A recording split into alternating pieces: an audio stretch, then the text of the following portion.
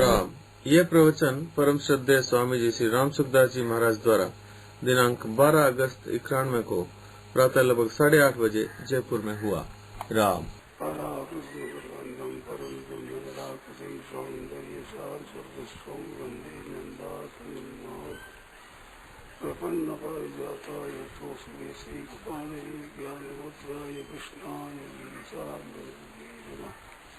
वसुदेव सुतं देवं कंसचानूरमर्दनं देवकी परिपालनं कृष्णं वन्दे जगद्गुरुं वंशीविभूषितवरान् नवनीतजाभात् पीताम्बरा गरुडगन्धवराजभूषा पूर्णेन्दुसुन्दरमुखारविन्दनेत्रात् कृष्णात् परं किमपि तत्परम् हरि ओम नमो परमात्मने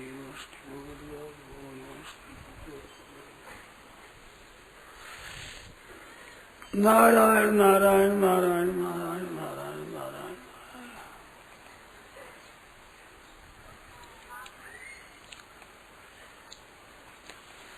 श्रीमद् भगवद गीता में आया है, स्वे स्वे कर्मण्यभिरता संसिद्धि लभते नरः।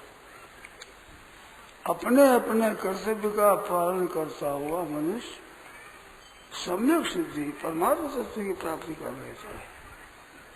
ठीक अपनी मर्यादा में चले। ब्राह्मण क्षत्रिय वैश्य शूद्र पुरुष स्त्री ब्रह्मचारी गृहस्थ वानप्रस्थ सन्यासी अपने अपनी मर्यादा में जिस शास्त्र ने आज्ञा दी है उसी आज्ञा के अनुसार चले तो परमात्मा तत्व को प्राप्त हो जाए। यथा प्रवृत्ति भूतानां येन सर्वमिदं ततं स्वकर्मणा आत्माभ्यस्य सिद्धि विन्दति मानव।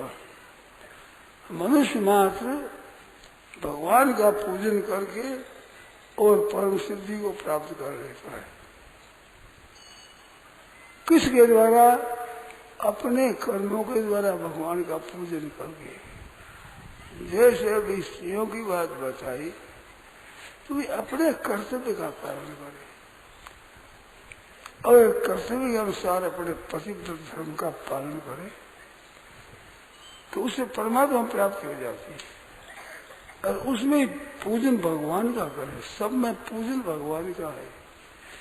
माता पिता में भी भगवान का पूजन, पति में भी भगवान का पूजन, नौकर के लिए मालिक में भी भगवान का पूजन, शिष्य के लिए गुरु में भगवान का पूजन। सब जो हमारे प्रभु परमात्मा है ऐसा समझकर उसका काम किया जो सिद्धि हो जाती है।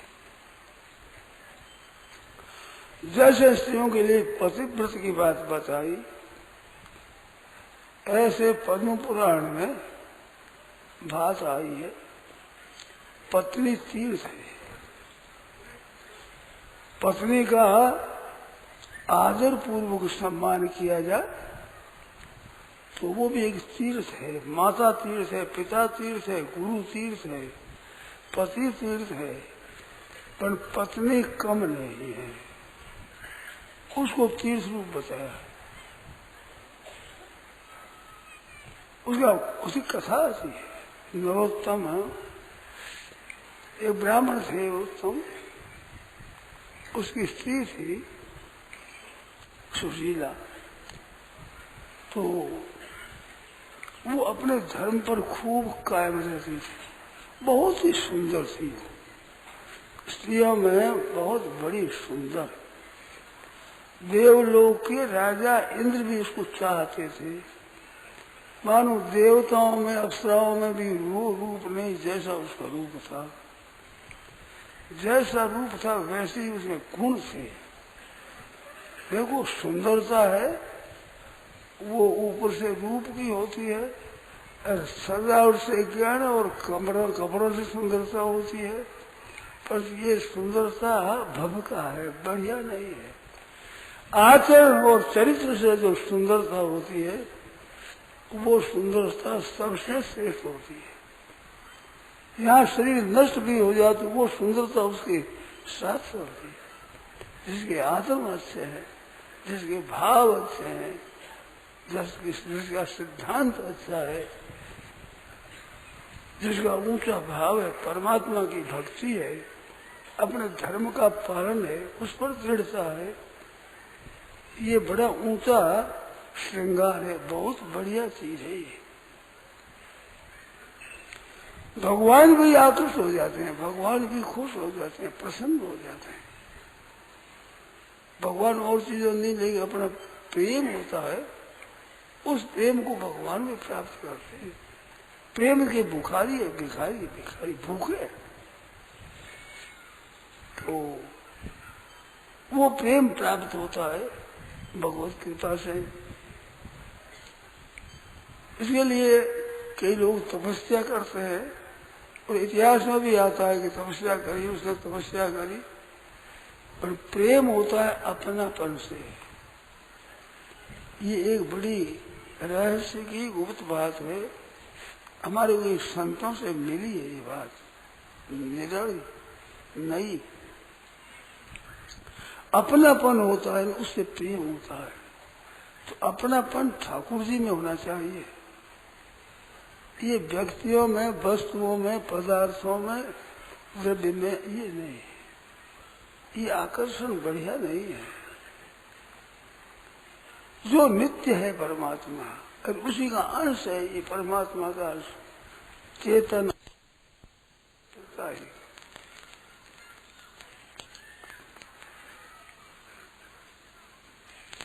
महाराष्ट्र में पंढरीनाथ है, पंढरी, वे पंढरीनाथ महाराज कैसे पधारे थे। एक पुंडरीक था, वो माँ बाप की सेवा करता था।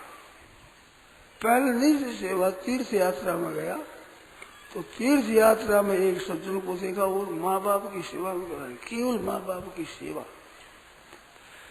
उस सेवा से इतना वो सिद्ध हो गया,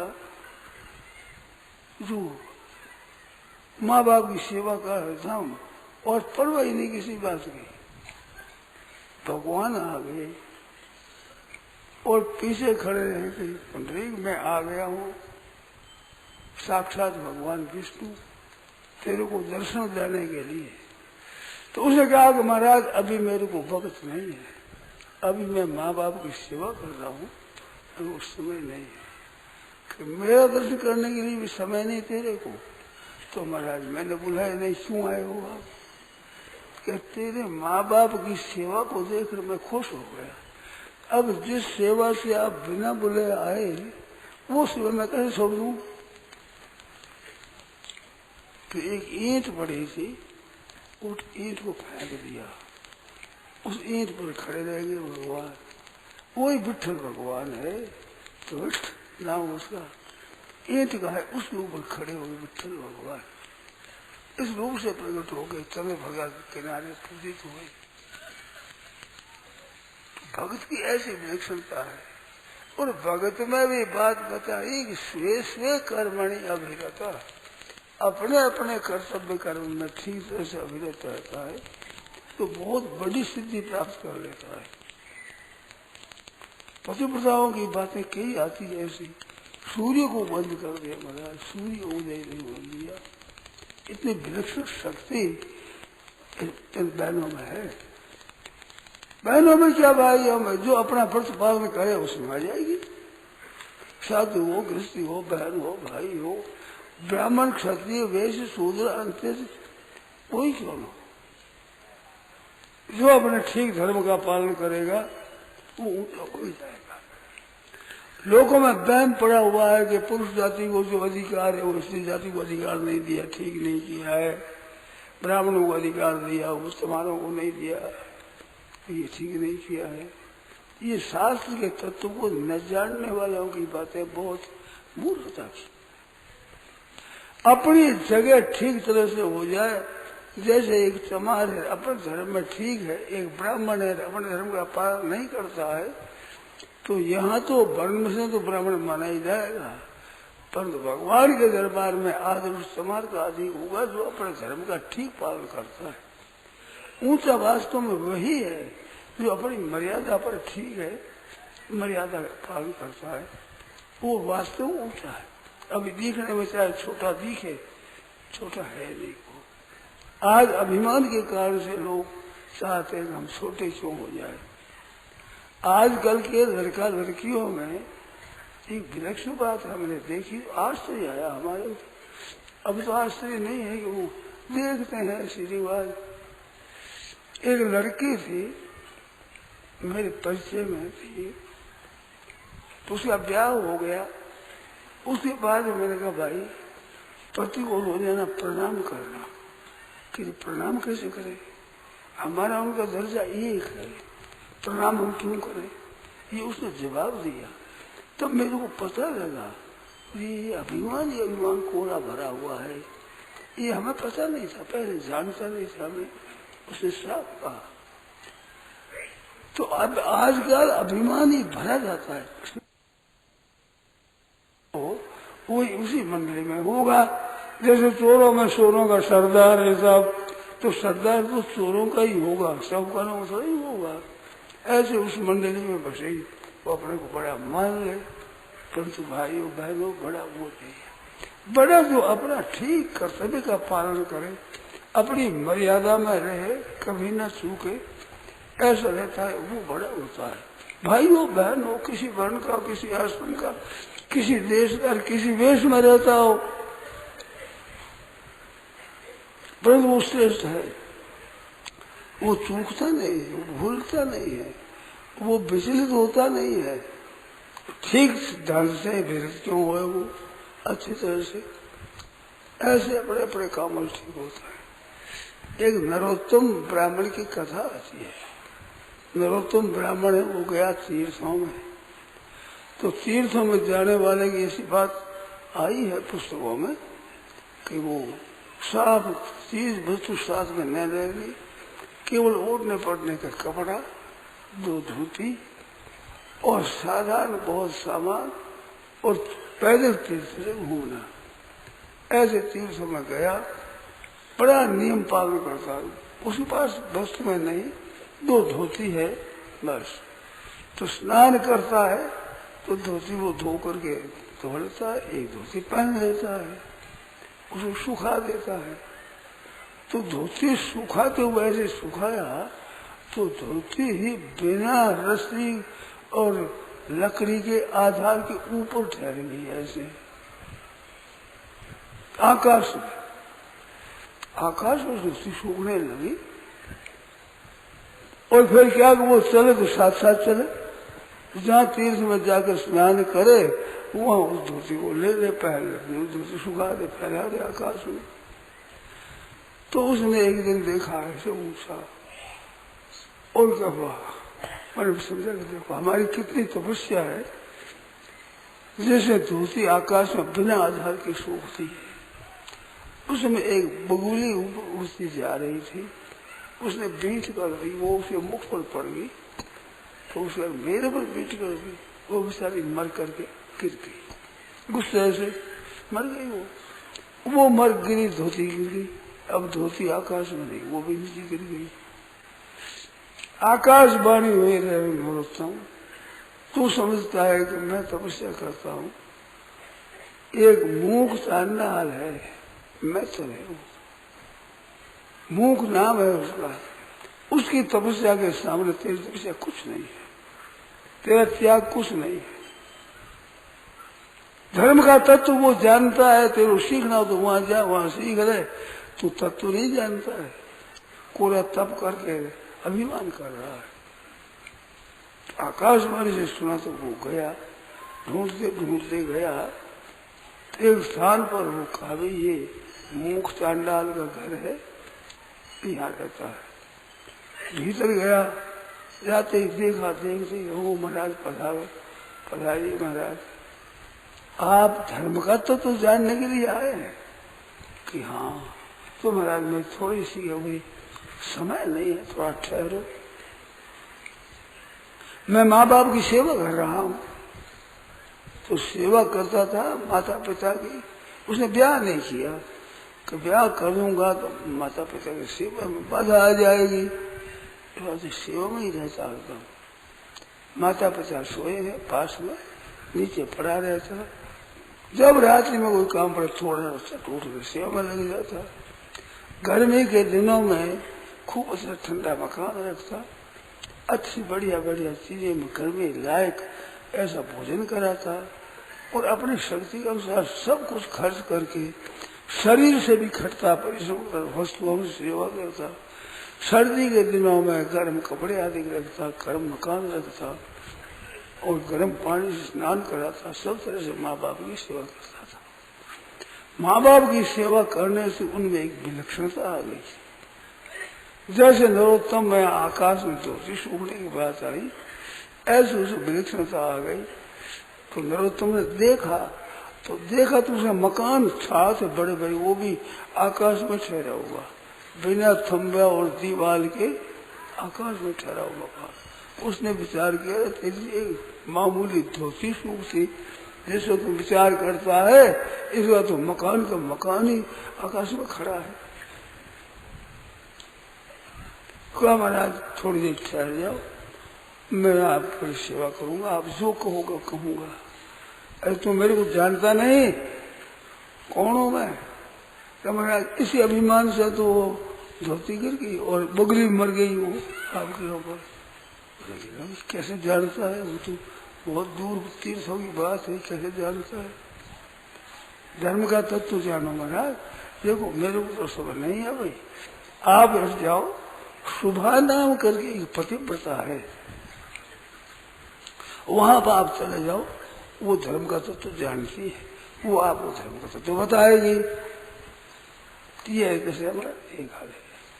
तो वो जो मकान खड़ा था ऐसे, उसके नीचे एक ब्राह्मण खड़े थे। वो ब्राह्मण आए कि चलो ब्राह्मण देवता मैं बता दूं आपको, वो शुभा नाम पतिव्रता का घर मैं जानता हूँ। साथ में हुआ तो वो बोला ब्राह्मण, ऐसे तुम चंडाल के घर पर रहते हो, ब्राह्मण होकर यहाँ खड़े हो। कहते आपकी अभी बुद्धि शुद्ध नहीं हुई है, निर्मल नहीं हुई, इस वास्ते मेरे को आप पहचान नहीं सकते। चलो आपको बता देता हूँ। कहती क्या बात है, इस चंडाल में इतनी विलक्षणता कहाँ से आ गई? मेरी बात भी जान ली, वो बुगली गिर गई, वो धोती गिर गई, उस बात को भी जानता है।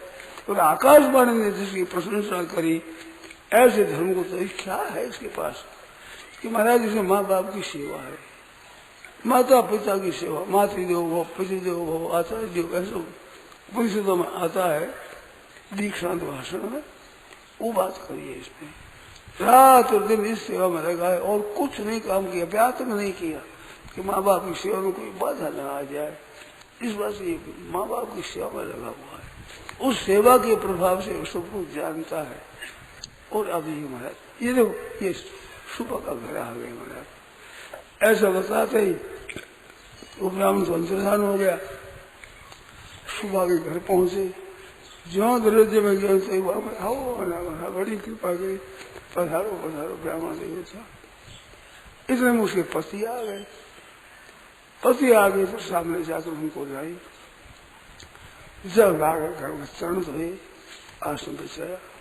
तो वो मेरे तुम बोला कि देख तू मेरे को देखती नहीं है, मैं तेरे यहाँ पर खड़ा हूँ, वो तो खड़ा हूँ ऐसे ही, महाराज ठहरो। और तुम उसमें लग गई। उसने कहा कि महाराज ये आप तेज क्यों होते हो, ये बगली नहीं है जो भस्म हो जाए, कोई नहीं। उसने वो क्यों तकलीफ देखते हो, अभी मेरे समय नहीं है, हमारे पतिदेव आए हैं, इनकी मैं सेवा करूंगी, इसके बाद आपकी सेवा में जो मेरे को आएगा बता दूंगी, अभी टाइम नहीं है। कहते मैं एक ब्राह्मण हूँ, तेरे दरवाजे पर खड़ा हूँ और तेरे को समय नहीं है। कहा महाराज नहीं समय कर रही, मैं सेवा कर रही हूँ, बस समय कहाँ मेरे पास में, समय होते हो आपकी आज्ञा का पालन करूंगी, आप जो पूछोगे बताऊंगी, और नहीं तो जल्दी है आपको। तो ये याद रखते हैं, एक दुकानदार है, उसी यहाँ चले जाओ, वो धर्म का तत्व जानता है और आपको बता देगा। उसमें भी वही ब्राह्मण खड़ा है सामने, उस सुबह के घर में भी वो ब्राह्मण खड़ा है जो साथ में आया था, वो आया कि मैं बताऊं उसका जो तुलाधर है वो वैसे उसके घर में जानता हूँ, आपको बताऊं चलो। जैसे पंडा तीर्थ में साथ में होकर दर्शन कराता है ऐसे साथ में गया। कहते ये क्या बात है, ये ऐसी घर में रहने वाली क्यों बाहर निकलती नहीं, हमारे तीर्थों में बड़ी हुई घटना को कैसे जानती है ये। कहते महाराज ये पतिव्रता है, केवल पति की सेवा में ही तत्पर है, उसी सेवा से सब जानती है, भूत भविष्य वर्तमान को जानती है और भगवान के सगुण निर्गुण साकार निराकार तत्व को जानती है, धर्म के तत्व को जानती है। ये पढ़ने से सीखने से वो बात नहीं आती है, वो अपने धर्म का कर्तव्य का ठीक पालन करने से बिना पढ़े उसके अंतःकरण में बातें आ जाती है भीतर में। क्योंकि सच्ची लगन है, सच्चा काम करता है तो सच्चे में सब साथ में आ जाते हैं, वो सब को जानती है अच्छी तरह से, केवल पतिव्रत धर्म के कारण से ये जानती है। और तुलाधर है वो क्या कि तुलाधर महाराज वो भी बड़ा अच्छा है, देखो ये तुलाधर की दुकान, वो देखो दुकान खड़ी, आदमी बहुत से खड़े हैं, वो बढ़िया अपना बिक्री कर रहा है। जहाँ बताया उसको बताते बस उस अंतर ध्यान हो गई, देखा सामने बस वहां गए, उसे देखा कि महाराज एक हो, दोया हो, तीन हो, चार हो, कैसे अनाज बेच रहा है, तेल बेच रहा है, घी बेच रहा है, नमक बेच रहा है, चीनी बेच रहा है, गुड़ बेच रहा है, शरीर में हाथ लग जाने से कपड़े हैं वो मैले हो रहे हैं तेल घी लगने से, ऐसा वो देखा। ब्राह्मण ने देखा भूल हो गई यार, ये क्या बताएगा, ये एक हो से दो हो कर रहा है कि मेरे को क्या धर्म बताएगा, ये तो बढ़िया है, हर चलाता है बड़ी। कोई कहता महाराज दोना का अपने नमक दीजिए, 4 आने की मिर्ची दीजिए, महाराज रुपये के अनाज दीजिए, ऐसे मांग रहे हैं।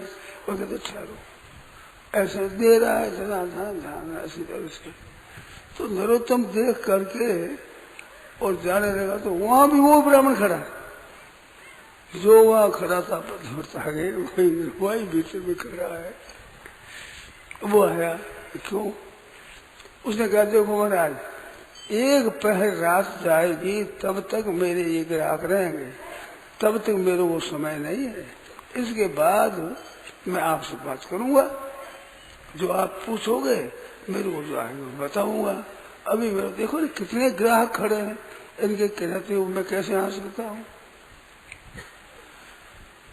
ब्राह्मण देखा क्या बात है, वो ब्राह्मण आ गया सुनो। तो उसने कहा कि महाराज आपको जल्दी हो तो ये सज्जना द्रोह रहते हैं, अद्रोह उसके यहाँ चले जाइए, वो आपको बात बताएगा, वो धर्म के तत्व को जानने वाला है। अद्रोह उसका नाम है, सज्जना द्रोह, सज्जन उसको पदवी मिली है वो है। उसमें क्या है, इसमें क्या है कि महाराज ये व्यापार करता है पर झूठ नहीं बोलता है, पूरा तोलता है और हर एक का हित कैसे हो, कौन सी वस्तु की अभी जरूरत है जगत में, और वो वस्तु कहाँ सस्ती से मिलती है, वहां से वो ला करके और सस्ते सस्ते दामों में, जिससे अपनी जीविका भी हो जाए, पेट पालन भी हो जाए, लोगों की सेवा हो जाए, इस दृष्टि से वो व्यापार करता है, लोभ की दृष्टि से नहीं करता है। क्या किस चीज की अभी जनता को जरूरत है, वो चीज कहाँ मिलती है, कैसे मिलती है, उसमें चाहे कितने परिश्रम हो, पैसा लग जाए, कुछ लग जाए, पर उस चीज को ला करके ये बिक्री करता है। सबकी आवश्यकता देखता है कि किन किन चीजों की जरूरत है ज्यादा, ऐसे ऐसे विचार करके वो व्यापार करता है और पूरा तोलता है और सच्ची बात कहता है। और जो कोई आ जाए दुकान पर उसके साथ अच्छा बर्ताव करता है, भगवत बुद्धि रखता है और इसी में सेवा क्या करूं, किस मेरे से सेवा बन जाए और जगह कोई वस्तु रह करे काम, उससे मैं ज्यादा इनकी सेवा कर सकूं, ऐसा भाव रख करके बड़ा आदर भाव से सब काम करता है। इतनी भीड़ खड़ी है, महाराज चटाचट सबको दे रहा है चीज, अपनी भरी हुई चीजें है। ये दुकानदारी बढ़िया नहीं मानी गई है। रसकस की बिक्री, गुड़ है, तेल है, घी है आदि की बिक्री बढ़िया नहीं मानी गई है। ऊंच दर्जे का व्यापार नहीं माना गया है, परंतु इसका भाव इतना श्रेष्ठ है, उत्तम है, हित करने का। ते प्राप्नुवन्ति मामेव सर्वभूति ते रता, वो हित की दृष्टि से करने से इसमें ऐसी सिद्धि आ गई। सगुण निर्गुण साकार निराकार धर्म अधर्म आदि सबके तत्व को ठीक तरह से जानता है, सब इसको ज्ञान हो गया है। केवल सच्चाई के साथ और दूसरों के हित की दृष्टि से ही व्यापार करता है, अपने लोभ की दृष्टि से नहीं। लोभ है ही नहीं इसके मन में, किस तरह से सबकी सेवा बन जाए ऐसे ये काम करता है। इस त्याग वृत्ति है ये त्याग है दुकानदार हजारों लाखों रुपया को काम करता है, फिर उसे आता है, ले जाता है, मंगाता है, परंतु हृदय में वृत्ति में विसर्ग में त्याग है और सबके हित की भावना इसको रखता है। इस कारण से ये सब कुछ जानता है। आगे यह सज्जनाद्रोह, सज्जन अद्रोह का मुकाबला है या बाजार हुआ। तो उसकी दुकान में वहां उस ठाकुर जी खड़े हो, ब्राह्मण देवता, वो बता दिया घर, वो बता अंदर जा रहे हो गए, उसमें जाते वही वो खड़ा है ब्राह्मण। उसे ब्राह्मण देवता आपने बताया? नहीं, मैं नहीं बताता हूँ। तो इस अद्रोह में क्या है? अद्रोह ने कहा महाराज देखो, अभी मेरे को समय नहीं है, मेरे को जाना है, हमारे महाराज की राजा जी की कृपा है, इस वास्ते मेरे को प्रजा में देखने के लिए जाना, बस समय नहीं है, आप ठहरो, फिर आपको मैं बताऊंगा। और आपको जल्दी हो तो ये विष्णुदास एक रहता है, भगवान का भक्त, भगवान के मंदिर की पूजा करता है, वहां जाओ, वो आपको बता देगा। एक गाड़ी भेज रहे हैं तो वहां जाओ, वहां जाओ, वहां जाओ। तो वहां से चले तो पूछा इसमें क्या बात है? कि महाराज इसका नाम सज्जन अद्रोह, द्रोह किसी के साथ नहीं करता, ऐसा सज्जन है ये। तो इसमें क्या बात है? कहते देखो, इसने अपने धर्म का पालन किया है, ब्रह्मचर्य का पालन किया है और धर्म का पालन किया है, और इसकी सज्जन पदवी है, सबके साथ बड़ा प्रेम का बर्ताव करता है। तो यहाँ के राजा ने अपने बड़े राजकुमार को कहा कि तुम जाओ हमारे राज्य में सब जगह घूम कर जाओ, किसी गांव में किसी बात की कमी हो वो सब नोट कर लाओ और उनकी पूर्ति करेंगे, और तुम इस यात्रा में जाओ। तो राजकुमार क्या ठीक है, बहुत अच्छा आज्ञा लेकर चल गया। तो अपनी कुंवरानी थी स्त्री, वो बड़ी सुंदर थी, बड़ी अच्छी श्रेष्ठ थी, उसको लेकर वो आया अद्रोह के पास में कि मैं तीर्थ यात्रा में, क्या लोक यात्रा में जा रहा हूँ प्रजा की सेवा के लिए, मेरी स्त्री है, इसको आप रखिए अपने पास में। तो उस अद्रोह को बोला कि देखो, स्त्री है, दो कुल में रह सकती है, अपने बाप के कुल में, ससुर के कुल में, दो में रह सकती है, तीसरी जगह नहीं। ना तो मैं आपका कुटुंबी हूँ, ना मैं अपनी स्त्री का कुटुंबी हूँ, मेरे के पास में आप कैसे रखते हैं? कहते ये कोई आप किसी बात नहीं है, मेरा जितना विश्वास आप पर है इतना ना तो मेरे परिवार को मेरा विश्वास है, ना इस स्त्री के परिवार का भी मेरे को विश्वास है, मेरे को विश्वास आपका है, आप अपने पास रखो और मैं पीछे आ जाऊंगा तो मैं ले जाऊंगा, तो अभी आप अपने पास रखो। तो आनाकानी करीब उसने राजपूत ने कहा ये तो यही रहेगी। तब वो बोला देखो ये आपकी कुंवरानी है, ये भी समझ लो कि मैं जैसे रखूंगा वैसे रहना होगा, मेरे साथ में सोना होगा, मैं जैसे रखूं वैसे रहना होगा। फिर आप कहो क्या हुआ कैसे नहीं है? तो उसने स्त्री की तरफ देखा, स्त्री तरफ स्त्री बोली मेरे को क्या पता, मेरे को तो आप आज्ञा दो वो पालन करना है, मैं कोई सम्मति थोड़ी देती हूँ, जैसे आपकी इच्छा हो। तो मेरी इच्छा है कि इनके अनुसार को ये कह जैसे ही रहो वैसे ही सोना करना, सब इसकी आज्ञा के अनुसार सब काम करो, तो जो आज्ञा आपको करूंगी। ऐसे कहकर वो चला गया। तो वो तो चला गया, उसके घर में वही ब्राह्मण खड़ा है, वो फिर वो ब्राह्मण साथ में हो गया कि वो विष्णु भगत है, उसको मैं नाम बताऊं सालवा।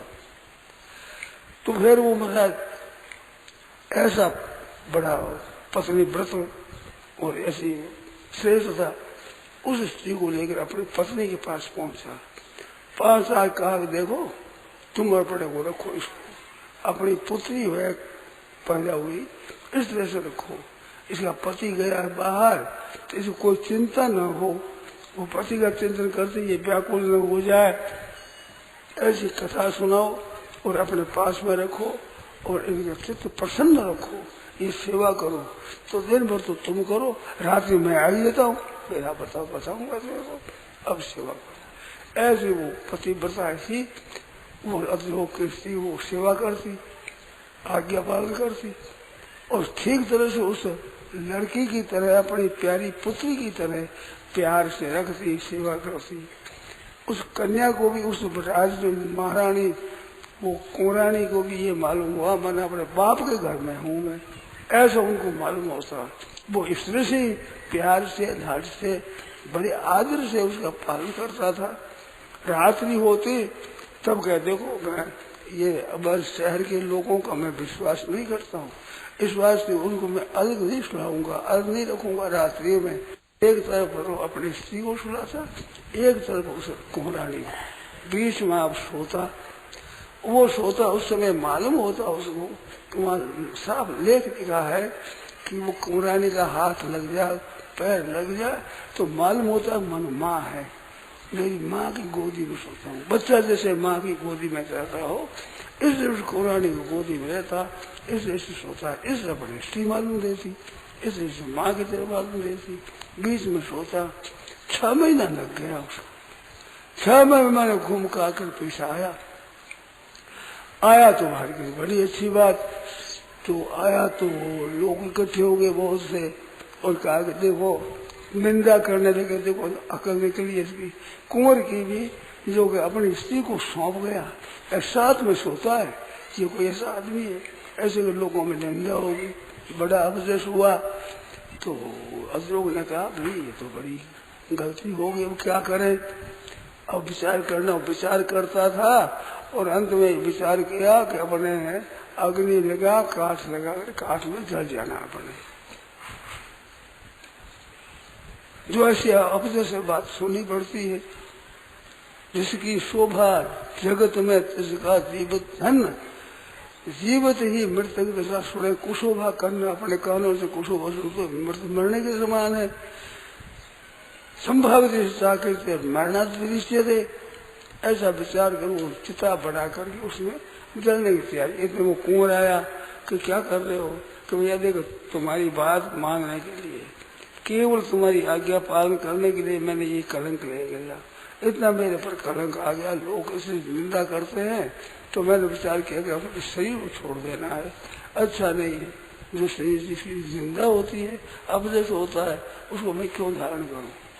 राजकुमार कहता है कि दुनिया कुछ भी, मैंने तो कुछ नहीं कहा, मैं कुछ कहता नहीं हूँ, मेरे मन में कोई भाव नहीं है, आप ऐसा क्यों करते, नहीं ऐसे करूँ ऐसे करूँ। अग्नि जला दी, भीतर में बैठ गया। अग्निदेव खुद प्रकट होकर के उसको कहा ये सर्वथा निर्दोष है, शुद्ध है, इसके मन में भी कोई दुर्भाव आया नहीं है, इस बात निर्मल है। अग्नि लगाई, उस समय में लोग थे बहुत निंदा करने वाले, वे भी देखिए तमाशा, देखो क्या होता है, बच जाता है, जरता है, कैसा होता है। तो लोग बहुत से इकट्ठे हो गए थे वो देखने के लिए, तो वो आग में बैठ गया, वो तो साफ हो गया, उनकी निंदा करने वालों के मुंह पर कोड़ निकल आई, खराब हो गया मुंह सबका, कि निर्दोष को दोष दिया, तो निर्दोष दोष देने का बड़ा पाप लगता है। ऐसी बात हुई, परंतु ये इतना पक्का है, इतना सच्चा है, किसी मन में कोई विकार आता ही नहीं, ऐसा शेष है। उसी तप के प्रभाव से ये सब जानता है। वो सबने वो बात कह दी, सर बगली बुगली मर गई, रुआब धोती गिर गई, सब जान देंगे, सब वो एक एक बात कह दे कि सबके सभी जानने वाले हैं। ये ऐसे ये मना मंदिर है, इसमें पूजन करता है विष्णुदास। उस विष्णुदास ने देखा तो विष्णुदास ने आओ महाराज, आओ कृपा करो महाराज। आप धर्म का तत्व जानने के लिए आए हैं, आपको अद्रोह ने सज्जन ने भेजा है। हाँ तो महाराज धर्म का तत्व मैं क्या जानूं? धर्म का तत्व भगवान जानते हैं। जैसा भगवान जानते हैं ऐसा वो परमार्थ शास्त्र कौन राम सम जान यथार्थ, राम जी के समान कोई यथार्थ जानता नहीं, वही बता सकते हैं महाराज। तो चलो आप मंदिर में चलो ठाकुर जी के सामने। तो मंदिर खोला तो मंदिर में ठाकुर जी की जगह वही ब्राह्मण खड़ा है जो वहां खड़ा था, वही वहां खड़ा है। उसने दर्शन किए तो कैसे क्या बात है महाराज, आप साक्षात रूप। हाँ वो माँ बाप की सेवा करता है इस कारण से उसके बस में हूँ, वो शुभा पतिव्रता है इस कारण से मैं उसके बस में हूँ। और वो तुलाधर है अपने सच्चाई जो व्यापार करता है सबका हित करता है उस बस में हूँ। अद्रोह ऐसा जितेंद्रिय और इतना अच्छा श्रेष्ठ है इस वास्ते में बस में हूँ। और ये विष्णुदास है मेरी भक्ति करता रात दिन भजन में करता है, मेरी सेवा पूजा में रात दिन ही लगा रहता, केवल भजन स्मरण के सिवाय मेरी सेवा के सिवाय कुछ काम ही नहीं करता है, हरदम ही ऐसा रहता है। इस वास्ते मैं इसके यहाँ पर रहता हूँ साक्षात। अब देख बताऊँ मैं रोता हूँ, वो देखो मुख से अन्न डालता है, उसके माँ बाप मर गए, वो मर गया, देखो मेरी दृष्टि देखो वो मर गया है और उसके वो विमान आया है भगवान का और विमान में चल के वो जा रहा है, माता पिता के साथ वो भी जा रहा है। अरे घर में रह रहे चिड़चिटा है, चींटी है, बिलारी है, छोटे छोटे जंतु है, वे भी चतुर्भुजी मूर्ति होकर के वो जा रहे हैं। देखो देखो इसकी विशेष प्रभाव देखो, भगवान ने देखा ना, नरोत्तम ने देखा, नरोत्तम ने समझे, तेरे मन में अभिमान आया कि मैं धोती मेरी सूखती है और वो बगुली मर गई है एकदम ही, किसने तेरे विलक्षण करता है। ये कितने कितने विलक्षण पुरुष है, इनमें अभिमान है ही नहीं। बड़ी नम्रता से बड़ी सरलता से विष्णुदास भी महाराज की सेवा पूजा करता है और कहता है बड़ी आपने कृपा करी दर्शन दिए। क्या हुआ सिद्ध, सिद्ध हुआ स्वे स्वे कर्मणि अभिरता संसिद्धि लभते नरा, अपना अपना काम। अब पतिव्रता काम हो तो पतिव्रता ही काम है, माँ बाप की सेवा करने पुत्र का काम है। ऐसे ही थोड़ा देर व्यापार करता है, व्यापार के द्वारा भी सबकी आस्था कैसे करूं, सबकी सेवा कैसे बनूं, इस पवित्र भाव से सबका हित करने के लिए व्यापार करता है। स्वार्थ का त्याग करके, झूठ कपट बेईमानी का त्याग करके और बड़ी सच्चाई के साथ सबकी हित दृष्टि से व्यापार करता है। उस व्यापार में भी ये विचारता आ जाता है क्योंकि वो अपनी मर्यादा पर है। ये हमने साथ एक पुस्तक लिखी, गीता लिखाते थे, तीसरा अध्याय का प्रकरण चला तो उस दिन मेरी ये मन में आई। वर्षों से मैं व्याख्यान देता हूँ, 70 वर्षों से ऊपर हो गए, कुछ कम हो गया होगा, याद नहीं पूरा। तो इतना वर्षों से देता हूँ व्याख्यान, उसे ज्ञान नहीं हुआ। गीता की टीका दिखाने लगी तो कई बातों का ज्ञान हुआ। उसमें ऐसा महाराज भान हुआ तीसरे अध्याय में कि भगवत प्राप्ति के लिए मनुष्य कुछ करना ही नहीं चाहिए, जब पर ध्यान कीर्तन कोई करने की जरूरत नहीं, केवल अपने जिस वर्ण में है, जिस आश्रम में है, जहाँ जो जिम्मेवारी है उसका ठीक सांगोपांग से पालन करे तो मुफ्त में परमात्मा प्राप्ति हो जाती है। यहाँ घर का काम ठीक होता है, तत्व की प्राप्ति, परमात्मा तत्व की प्राप्ति हो जाए।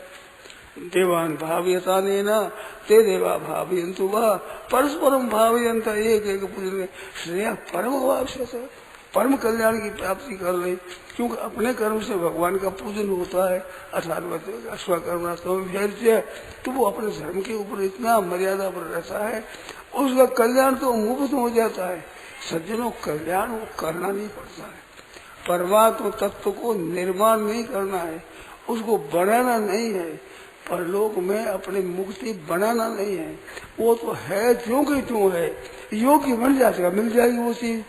अयोग्य होने के कारण से उनको अनुभव नहीं हो रहा है, नहीं तो परमात्मा घट घट व्यापक राम जी अति नेड़ा नहीं दूर, कपट तल से भरत सन्मुख हो जरूर, सबके सन्मुख हो जाए भगवान।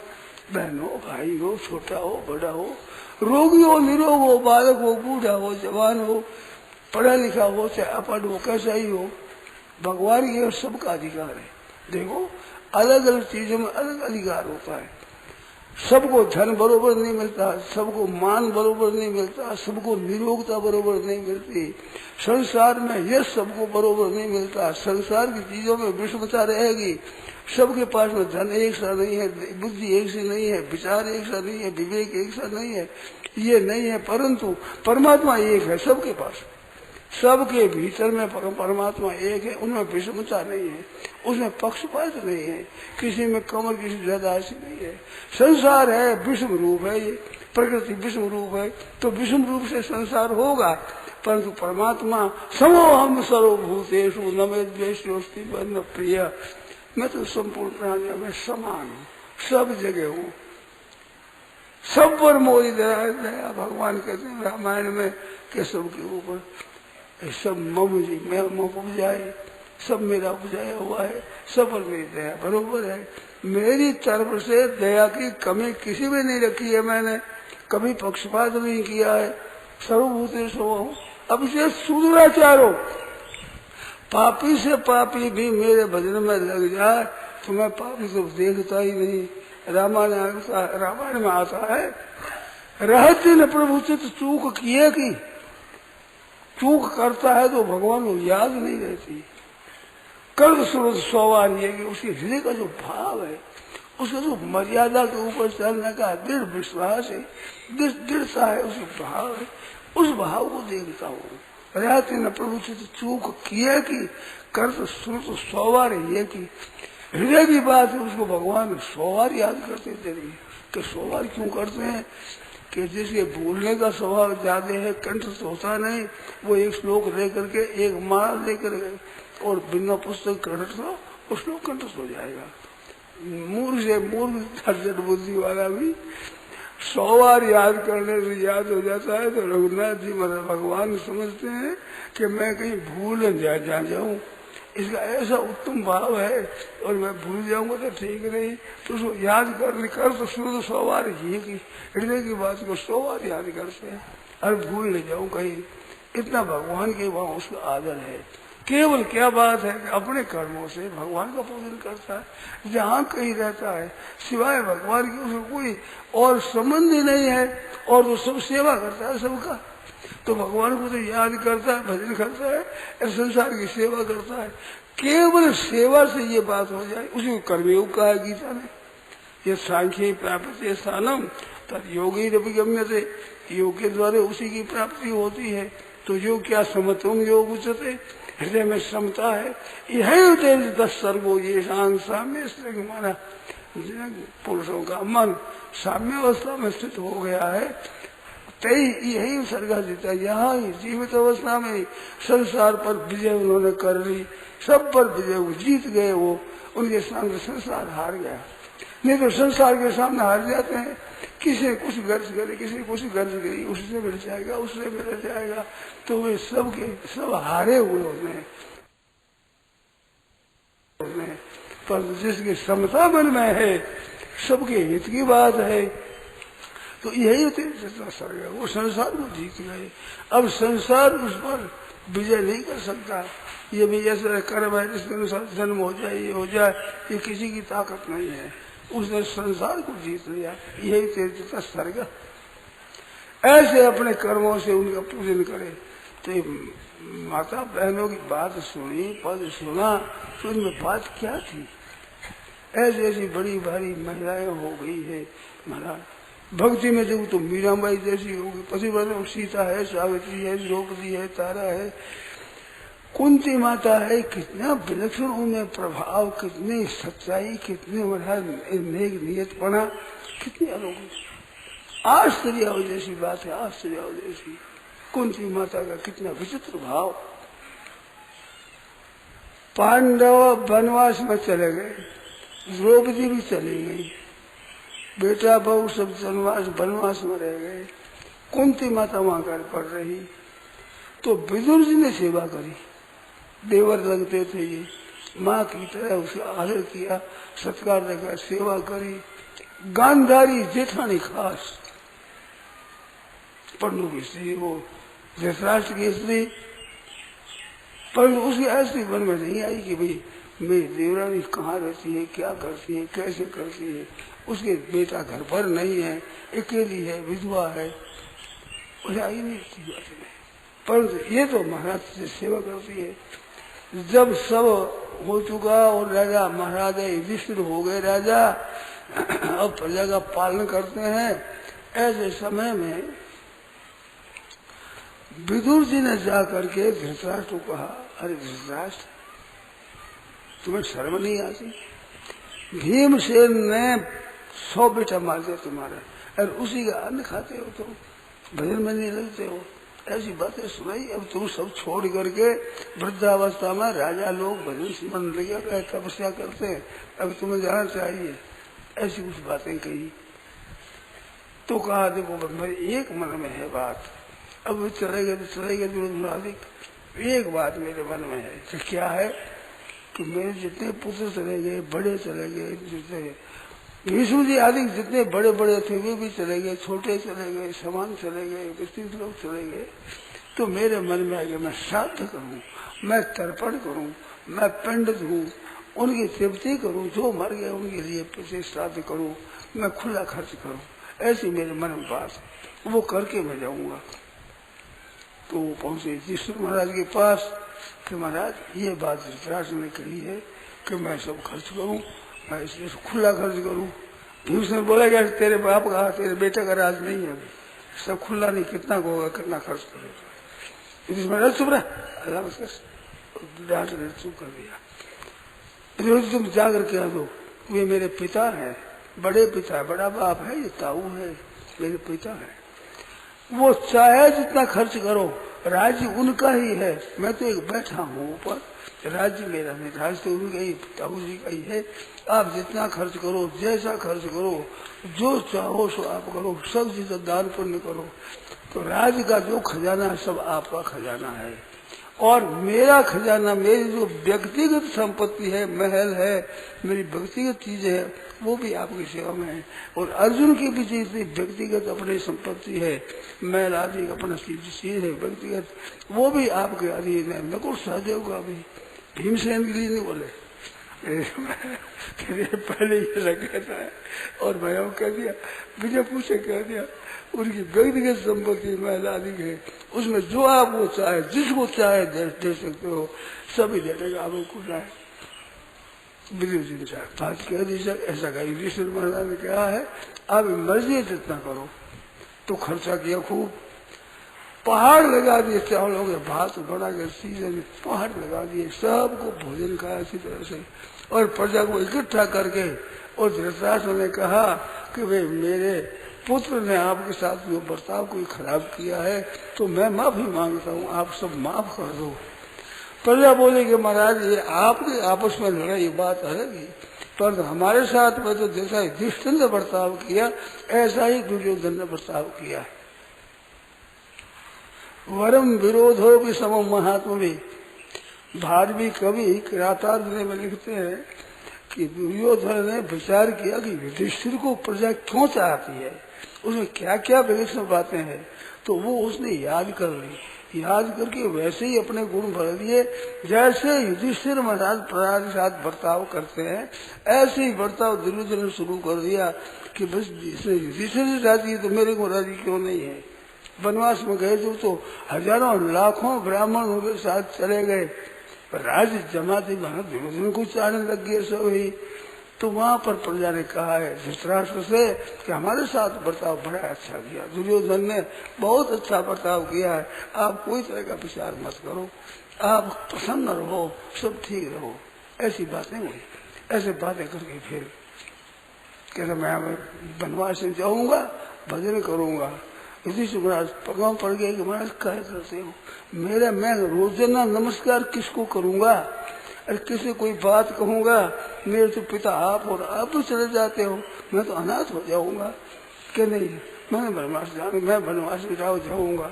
ऐसे तैयार हो गए। उस समय कुंती माता ने कहा कि मैं जाऊंगी साथ में, मेरे ससुर के समान है, मेरे जेठ जेठानी है, सास और ससुर के समान है, इनकी सेवा मैं स्वयं करूंगी। तो धृतराष्ट्र की लाठी तो पकड़ी विदुर जी ने और गांधारी की लाठी पकड़ी कुंती माता ने। नकुल सहदेव भीम अर्जुन ये कहते माँ हम तुम्हारे साथ में चले। ना बेटा मैं नहीं ले जाऊंगी साथ में, मैं तो अकेले मेरे सास ससुर की सेवा करूंगा। मेरे सास ससुर की तरह ये पूजनीय आदरणीय है, मेरे जेठ जेठानी है। ऐसे राजमाता है कुंती, अब समझे, अब राजमाता है, सब कुछ राज की मालिक है। युधिष्ठिर पर राज जैसे बेटा धर्मो बिगड़ जैसे युधिष्ठिर जी के नाम लेने धर्म बढ़ता है, वो बेटा राज कर रहा है। ऐसे समय महाराज त्याग मूर्ति कुंती जा रही है पैदल जंगल। ना बेटा सवारी वाली कैसे ना, हम वनवास में जा रहे हैं, ऐसे जा रही है।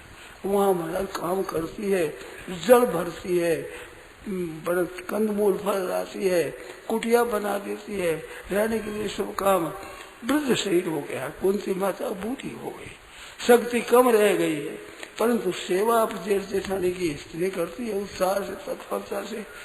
जेठ जेठानी ने ये बेटा पता नहीं लगा, वैसे ख्याल नहीं किया कि इनके बेटा चले गए वनवास में, तो ख्याल करूं वह जेठानी है, उस जेठानी की सेवा स्त्री से करती है।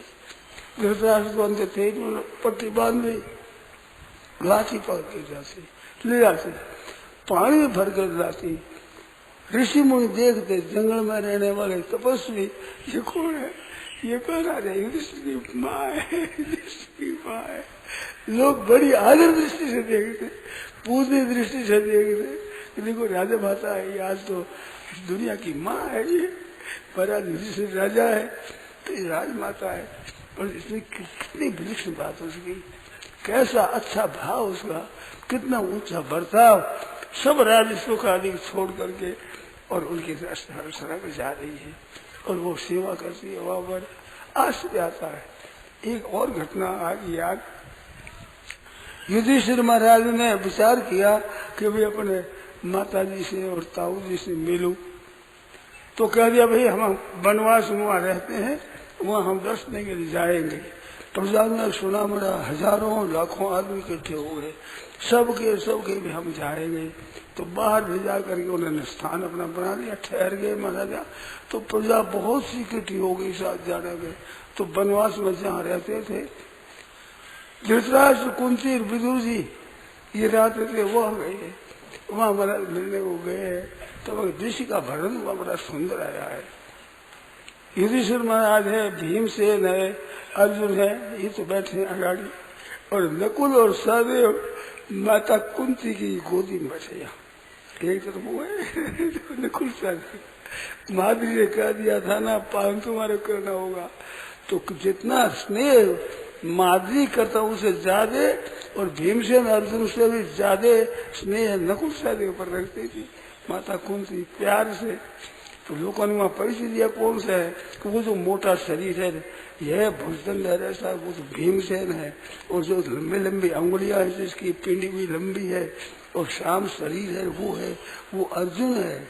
और वो नकुल सहदेव बताया वो बैठे तो वे तो माँ की गोदी में बैठ गए, माँ का ऊपर हाथ है, वो नकुल सहदेव है। इसलिए वहाँ प्रजा को बताया है, तो लोगों को पता लगा तो मैं कितना स्नेह है। फिर वहां से पीछे लौटने लगे तो नकुल सहदेव ने कहा हम रहे, भीमसेन ने कहा मैं रह जाऊंगा, अर्जुन ने कहा। फिर सहदेव ने कहा माँ मैं तो आपके पास रहूंगा, आपकी सेवा में वृद्धावस्था आप काम करती हो, मैं आपकी सेवा में रहूंगा, मैं तो सेवा करूंगा। ना कहा बहुत सी बात मानी नहीं। तब कहा देख बेटा तू रहेगा तो मेरी तपस्या में बाधा आ जाएगी, तेरे पर चीज है, माँ का जी है, लड़का याद आ जाएगा तो तू काम करेगा, तेरे मेरे मुंह हो जाएगा, मेरी बाधा लगेगी। अब इसका जवाब नहीं, सारे माँ आपके बाधा लगे थोड़ी सी, मैं तो सेवा के लिए रहता हूँ। तो रास्ते चले गए। कितनी विलक्षण उनकी बातें, माता कुंती का कितना विचित्र त्याग है, आश्चर्य बात है। तब भारत की ऐसी ऐसी माताएं वही विलक्षण, जिससे आज ये देश विकसित है। ये देश में पतिव्रता और इस तरह की यही देश है आज। अब आज उसमें लोग कैसे कैसे होंगे, कैसे कैसे स्त्रियाँ होगी, राम राम राम राम। ये लड़कियां आजकल पढ़ क्या होगी, अब क्या करेगी पता नहीं है।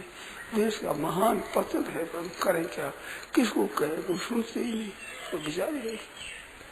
नारायण नारायण नारायण नारायण। तुम्हारी तुम सुनियो भारत नारी, क्या हो गई दशा। हाँ रामचंद्र और लक्ष्मण जैसे तुमने गोद खिलाए थे। रामचंद्र और लक्ष्मण जैसे तुमने गोद खिलाए थे। भीष्म अर्जुन भीमसेन से तुमने जोधा जाए थे। भीष्म अर्जुन भीमसेन से तुमने जोधा जाए थे।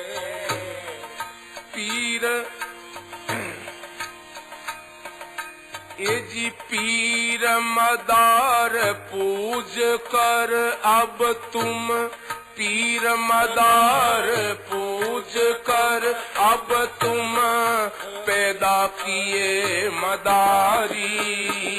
क्या हो गई दशा तुम्हारी। पीर मदार पूज कर अब तुम पैदा किए मदारी। क्या हो गई दशा तुम्हारी। तुम सुनियो भारत नारी, क्या हो गई दशा तुम्हारी।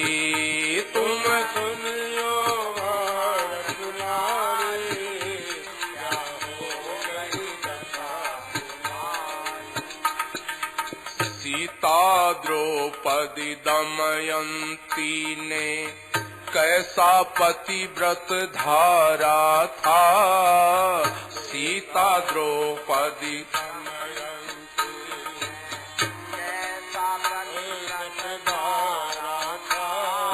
सीता द्रौपदी दमयंती ने कैसा पतिव्रत धारा था। सीता द्रौपदी दमयंती ने कैसा पतिव्रत धारा था। सहे हजारों कष्ट लेकिन धर्म से पग नहीं टारा था। सहे हजारों कष्ट लेकिन धर्म से पग नहीं। पति सेवा के बदले में अब देत हजारों गारी। पति सेवा के बदले में अब देत हजारों गारी। क्या हो गई दशा तुम्हारी। तुम सुनियो भारत नारी, क्या हो गई दशा तुम्हारी। तुम सुनियो भारत नारी, क्या हो गई दशा तुम्हारी। राजा रतन सिंह की रानी पद्मावती सयानी थी। राजा रतन सिंह की रानी पद्मावती सयानी थी। अपने पति को लिया छुड़ा के वीर बड़ी मर्दानी थी। अपने पति को लिया छुड़ा के वीर बड़ी मर्दानी थी। जल कर गई पति के संग में, जल कर गई पति के संग में ऐसा पतिव्रत धारी, क्या हो गई दशा तुम्हारी। तुम सुनियो भारत नारी, क्या हो गई दशा तुम्हारी। तुम सुनियो भारत नारी, क्या हो गई दशा तुम्हारी। इंद्र कहे भारत की नैया, तुम ही उबारोगी बहना। इंद्र कहे भारत की नैया, तुम ही उबारोगी बहना। विद्या पढ़ो पतिव्रत धारो, ये ही है उत्तम गहना। विद्या पढ़ो पतिव्रत धारो, ये ही है उत्तम गहना।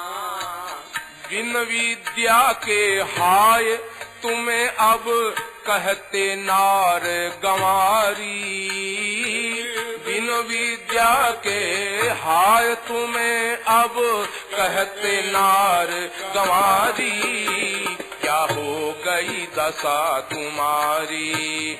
तुम सुनियो भारत नारी, तुम सुनियो भारत नारी।